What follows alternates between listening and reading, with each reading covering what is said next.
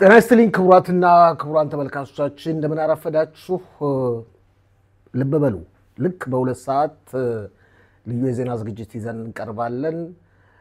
እስከዛው ድረስ ባጭሩ ክቡራትና ክቡራን ተመልካቾቻችን የእስራኤል መከላከያ ኃይል አየር ኃይል ከ20 በላይ ተዋጊ አውሮፕላኖች ትላንት ወደ ምሽት አካባቢ በየመን በሳንዓ ድብደባ ፈጽመው ነበር። ከፍተኛ ጉዳት ደርሷል። ከየመን ከሳና የሚወጣው ዜና እንደሚያመለክተው ከሆነ ከሞቱት የመናውያን በተጨማሪ $500 ሚሊዮን አካባቢ የኢኮኖሚ ጉዳት ደርሷል። እስራኤል መከላከያ ኃይል በአዛ የሚወስደውን እርምጃ እንደቀጠለ ነው። በዛሬው ዕለት ብቻ 19 ሽብር ፈጣሪዎች ተደምስሰዋል።